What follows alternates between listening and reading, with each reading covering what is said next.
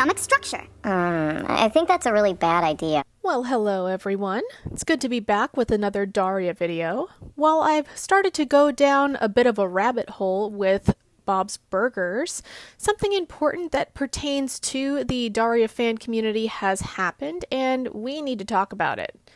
So it's a bit disappointing, if I can be transparent, that my existing Daria content hasn't really resonated with people in the way that I've wanted it to. And, you know, as a small creator, watching other creators cover the same show and rack up big numbers, that could be a little disappointing. But, you know, they have been in this niche of cartoon commentary for a long time, and they upload way more than I do. So, you know, to the victor goes the spoils. So, while my Daria content in the past hasn't been a fire starter, I'm still a longtime fan of this show. I love talking about it to anyone, and I have to bring up this latest issue of concern since it involves this fan community. Objection. Why is this relevant? Oh, I have a point, I promise. Then make it. Getting to that point, I was beyond thrilled when Funko first started making Daria figures. Here are all the ones that I own currently, aside from a keychain that is a miniature version of one of these figures that I have on display somewhere. I don't know where it is. I was given an extra one by a friend as a gift, but I then paid it forward and gifted that to someone else so that I didn't have duplicates. And yes, I do have two different versions of Daria, despite the fact that they are pretty much the same, except that one is holding a book and that they have different color paint schemes. Oof, she's just a regular Malibu Stacy with a stupid cheap hat. She still embodies all the awful stereotypes she did before. But she's got a new hat.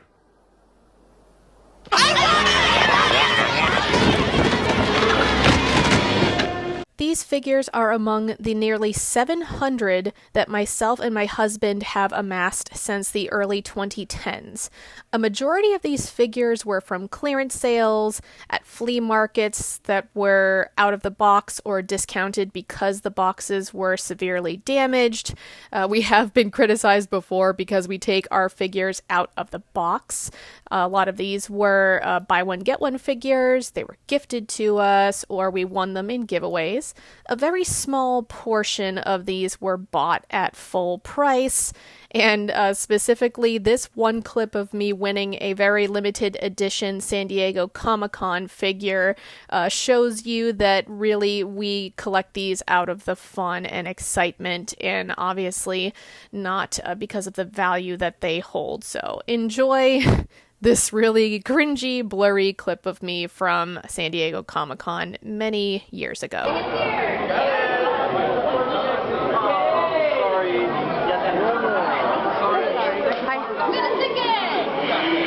Wait. Please. We're trying to... Yay! Yay! Thank you. I got the Turbo Man doll! I got the Turbo Man. Put the cookie down.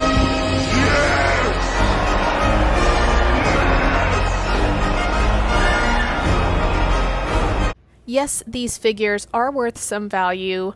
Quite a few of them are very valuable, but we do not collect them for monetary appreciation. We collect them to represent what we love in pop culture and history, and the fun is storing them and changing displays around each month or holiday season, pretty much treating them as we would with holiday decor. Which, by the way, yes, these little doodads are indeed on our insurance policy. If you think you want to come here and risk your life for some plastic, I sleep with a crowbar beside my bed. So there's that. Crowbar's up. So if you collect Funko, what's your problem then?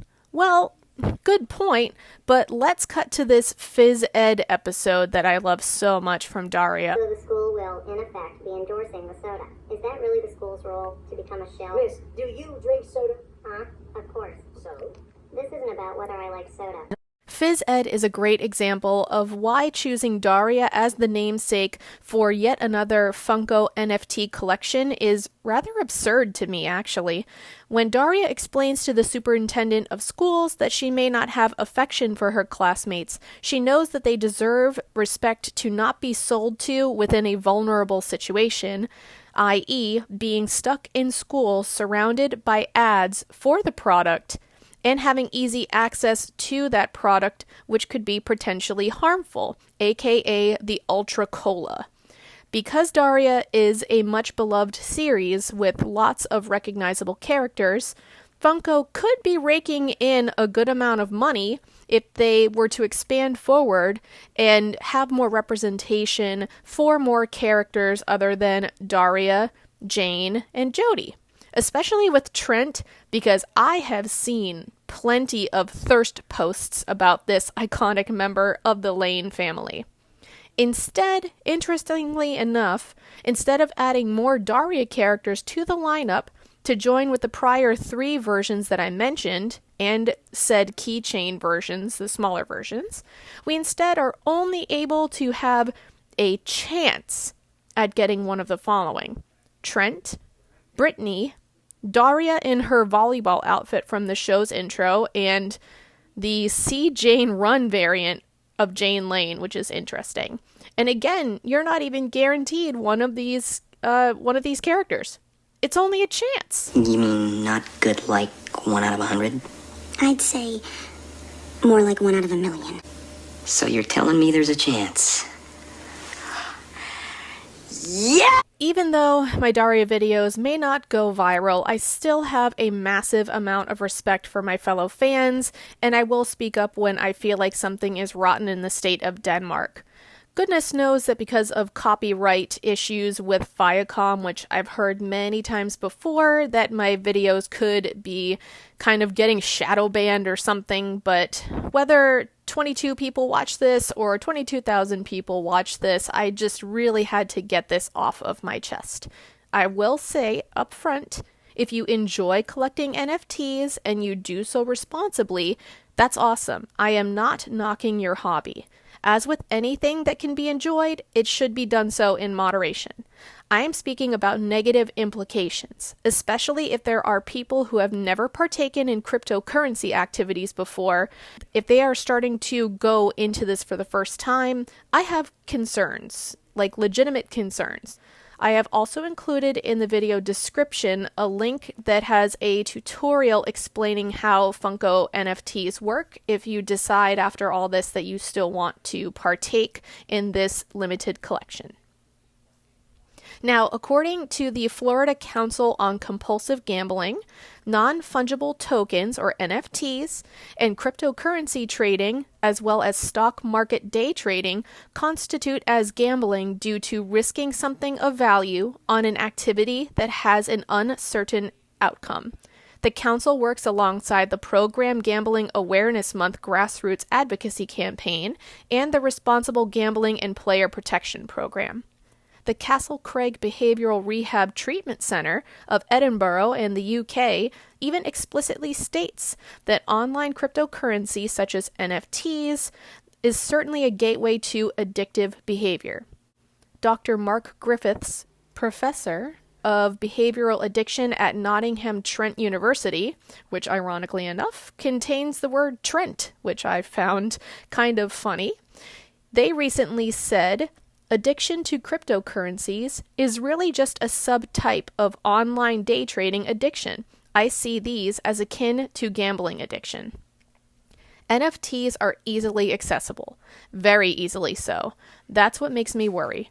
If you were to buy some of these digital card packs and you didn't find a figure, you can justify buying another pack and then another, chasing until you have spent likely $40 or more on just one Funko figure.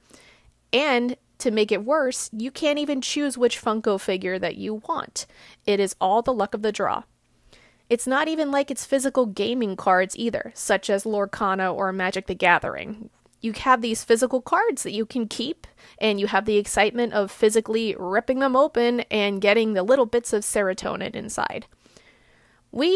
My husband and I participated in the Disney Parks Sorcerers of the Magic Kingdom game for quite a while, back when we were annual pass holders.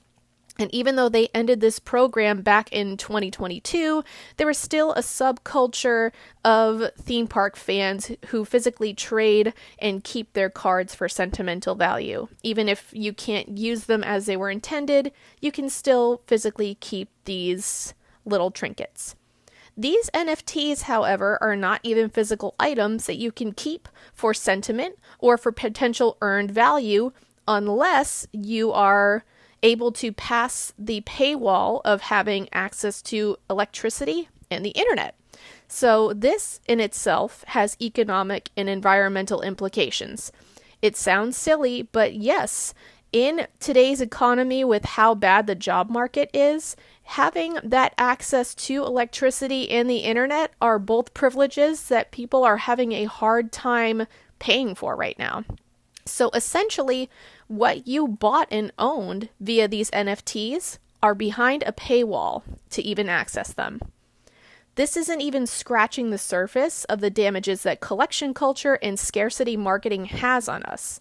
Some examples I would bring to mind are the whole controversy of Stanley Cups that we had this recent holiday season, buying things just to flip them on eBay, Black Friday store fist fights, which have been around for decades, and other problematic elements of consumerism. The gamble that you take on NFTs at the chance of winning a figure that someone would otherwise just add to their cart is extremely problematic to me. The show Daria has even made its own commentary on the dangers of gambling before. In the episode Just Add Water, Miss Lee makes it mandatory for everyone to take part in casino night on a river cruise ship.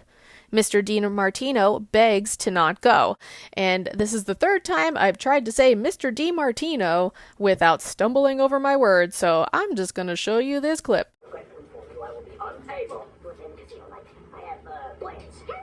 Every student and faculty member must attend, or I won't be able to afford the secure and $100. Fine, I'll buy a ticket, just so I don't have to go. Negative, we need all the adult volunteers we can get. Miss Lee, I implore you. Please, Mr. DiMartino. We can see how horrifically addicted he is to gambling later in the episode, and it once again is an example of how scummy Miss Lee is. As a principal, she should be looking out for the interests of her students and her staff.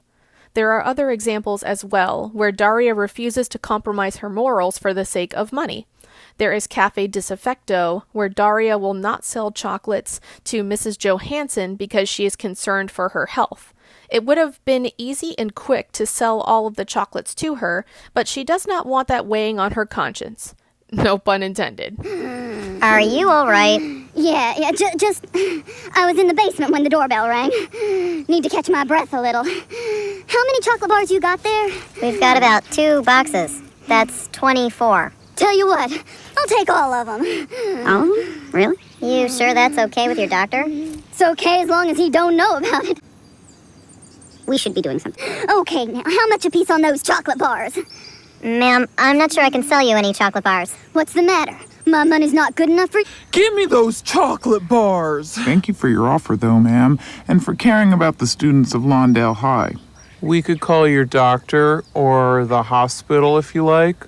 Otherwise, we'll be going. In Prize Fighters, Daria refuses to get dressed up, kiss up, or be phony in the interest of potentially earning a merit scholarship from a private company. She did her research and is concerned about moral implications with how they are run, and brings it up in the interview. While I have seen people state that Daria is acting a bit naive and sheltered with her approach in this scholarship interview, I can admire the fact that Daria basically torpedoes herself in this interaction by being honest. How far that would get her in life, one can't be sure, but hopefully she stuck to that attitude of not wanting to partake in anything that would make her feel icky, as her sister Quinn would put it. Speaking of, Daria's morals obviously have positively impacted Quinn, because in the movie Is It College Yet?, she is concerned about her former coworker and friend Lindy having a drinking problem. She even helps to avoid her getting behind the wheel of a car while intoxicated. Yes, buying digital goods and services is acceptable in certain contexts. With the downfall of physical media, certain movies and shows would be gone in their entirety if it were not for the availability to buy them digitally to be able to play them on our devices. For example, Season 1 of Animal Control does not stream anywhere according to justwatch.com. You can certainly buy it for digital download, and you cannot get it on DVD or Blu-ray anywhere. So in this case, yes, digital goods and services are fantastic for preserving media. Even digital gift cards are a great option to show your appreciation towards others without having to mail or print anything. There are also the instances of making donations to crowdfunders, where you want nothing in return except to help someone. Maybe sometimes some people might do this for performative activism, but you're still doing something good, so can't fault you for that one.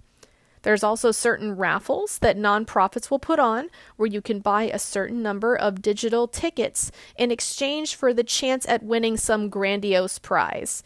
Usually a lot of popular bands will do this and try to raise funds for a good cause in exchange for having a trip and hotel and backstage passes and tickets paid for to be able to have a pretty fun experience. So I like that. There are also notable programs like Patreon, where creators can build special networks of perks for their fans, as well as sites like Buy Me a Coffee or similar ones like Coffee, spelled Kofi. This is where you can tip creators. There's also the concepts of PayPal, Venmo, and the list goes on. These are all great ways that egalitarian use of internet commerce have helped the balance of power. And if you have other examples, I would love to hear them in the comments. Even with video game DLCs, you get rare characters you can utilize during gameplay. So even if it's not a physical item and you're still bound by these paywalls of having access to electricity and internet, you're still getting some prolonged enjoyment from this digital item. However, when we're talking about the notion of Web3 with NFTs, cryptocurrency, and stocks, this ain't it for me, as the kids these days say. Even getting away from this new notion of Web3, there have been issues such as established titles in late 2022, where you allegedly bought a small plot of land in Scotland, and then you were able to carry the title of Lord, Laird, or Lady. I'm not sure if I can't physically have eyes on it or put my hands on something that I would be comfortable investing in it. Again, this is just my surface level understanding of what happened. I just know there was a lot of controversy around it last year, and I provided an NBC article in the description about this whole controversy. I even get nervous about regular stock trading. To quote this Investopedia article from Ward Williams, some of the most significant stock market crashes in U.S. history include the crash in 1929 that preceded the Great Depression, then the crash in 1987, known as Black Monday, the dot-com bubble crash in 2001, the 2008 crash related to the financial crisis, and then the recent 2020 pandemic crash. I think the most aggravating part for me in this whole saga is not only the fact that you have to wait to buy the cards in July, but then you can't even turn in the tokens that you received in exchange for these Funko figures until down the line, and then you don't even physically receive these figures until Q1 of 2025. That is a long way away. That is a minimum of 6 months away, could be as many as 9 months away while your tokens gestate in your account and you wait for one of these physical figures, which again, you don't have the choice of which one you pick. It's all luck of the draw, which is very infuriating. Also, I did the math on these cards, and it would be about $2 per card for the regular pack and $1.76 per card for the premium pack. This is taking into account that you can get Funko figures probably, around $8 to $12 per box. You can get BOGO deals at Hot Topic and Box Lunch. You can find good priced ones at Five Below, or you just go to your local comic shop or a flea market or something like that. You're sure to find Funko figures for a great price, and you'll probably discover something that you hadn't seen before, especially if you go to a local comic shop. You are spending your money shopping small. So there are just so many things about this NFT thing that drive me crazy, other than the fact that canonically, Daria would hate the idea of NFTs, so why this franchise has been chosen for this limited collection is completely beyond me. If Funko is having an issue with printing a massive amount of figures for franchises that end up being a financial wash for them, and they continue to have issues with online limited releases, then something within the system needs to change. I know that it's probably easier said than done, but what about some sort of system where you pre-order and literally only the items that you want are printed and sent to you? They could still be limited numbers, so you're still creating that scarcity marketing, and then you get that FOMO because people want to buy the figures, but you're not putting them through this NFT lottery type system. I just don't like it. I am not alone in the fact that this release with many strings attached is disappointing. I would rather wait in a virtual lobby to enter to purchase a limited edition Funko and then be disappointed that all I wasted was my time than wasting my money buying a bunch of virtual NFT card packs and then not getting a physical figure, let alone the one that I wanted. Took 4 minutes of my life and I want them back. Oh, I'd only waste them anyway. Well, that was my whole spiel on the Daria NFT Funko saga. Will you be buying these packs of Daria NFT cards? Did I change your mind about wanting to buy them? Did all my complaining just completely annoy you? Either way, I appreciate you reaching the end of this video, and I would love to see your comments below. Either way, thank you so much for giving me your time in this matter, and I hope you all have an awesome day on the other end of this screen. Thanks so much, and have a sick, sad day.